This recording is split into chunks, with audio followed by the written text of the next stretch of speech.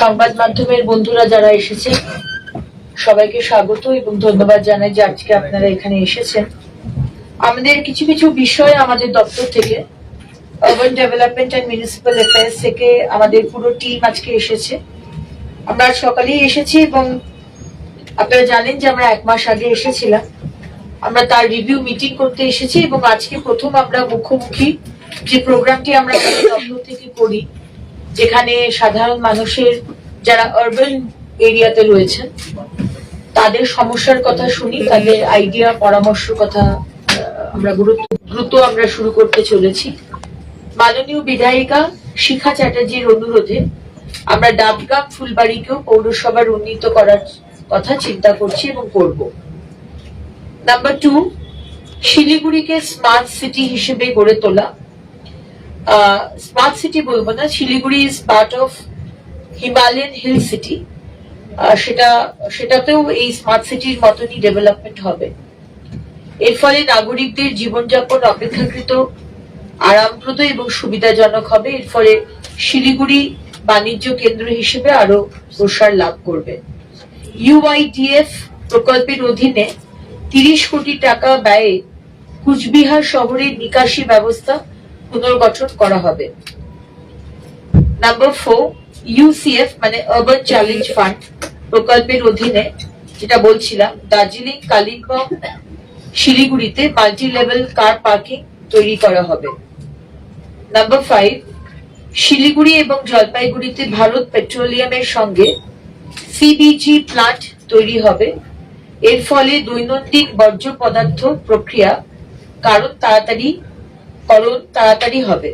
যে solid waste management যেটা আমরা ভীষণভাবে চেষ্টা করছি এবং 15 বছর ধরে আগের সরকার এই সলিড ওয়েস্ট ম্যানেজমেন্ট নিয়ে কিচ্ছু ভাবেনি, কোনো কাজ হয়নি। যেখানেই যাই সেখানেই প্রথমে স্বাগত জানাই পাহাড়ের মতো লেগাসি ওয়েস্ট। সেই সলিড ওয়েস্ট ম্যানেজমেন্ট কিন্তু আমাদের দপ্তর থেকে its first priority.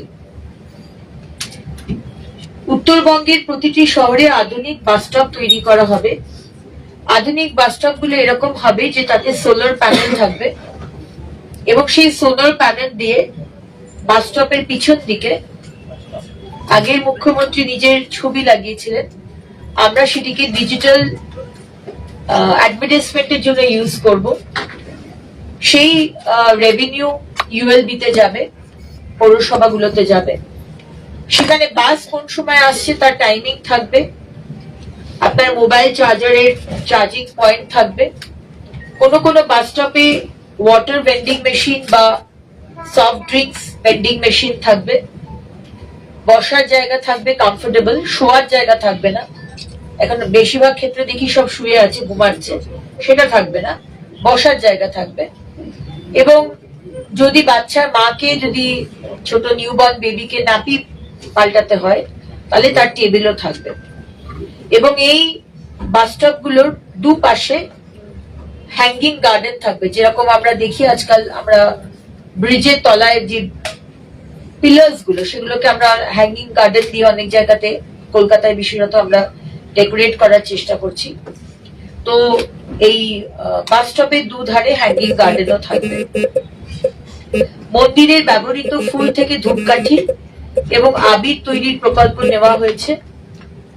Jalpesh Shiva মন্দির, ভ্রামরী দেবী মন্দির এবং মদন মোহন মন্দিরে দুর্গাপুজোর আগেই এই প্রকল্প শুরু হবে।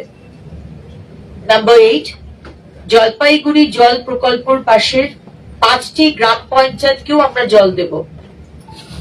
কারণ আমাদের যে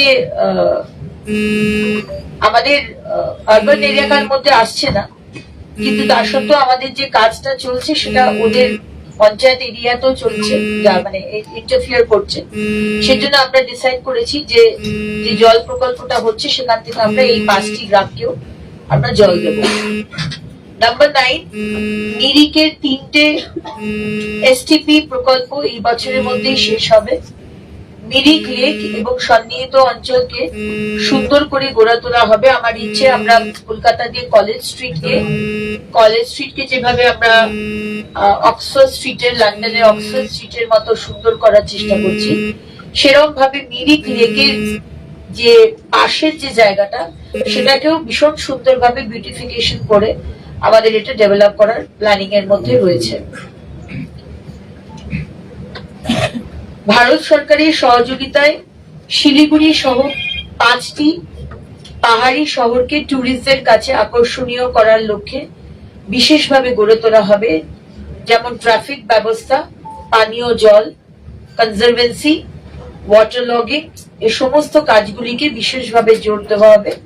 এই 5টি শহর হলো শিলিগুড়ি, দার্জিলিং, কালিম্পং, মিরিক, কার্সিয়ং। নাম্বার 11, দার্জিলিং শহরে পানীয় জল সুনিশ্চিত করতে সিনচেল লেকের পুনর্নির্মাণের কাজ শেষ হওয়ার মুখে। এই কাজটি আমি আগেরবার যখন এসেছিলাম আমি গেছিলাম। এই কাজটি শেষ হলে দার্জিলিং শহরে পানীয় জলের সমস্যার সমাধান হবে।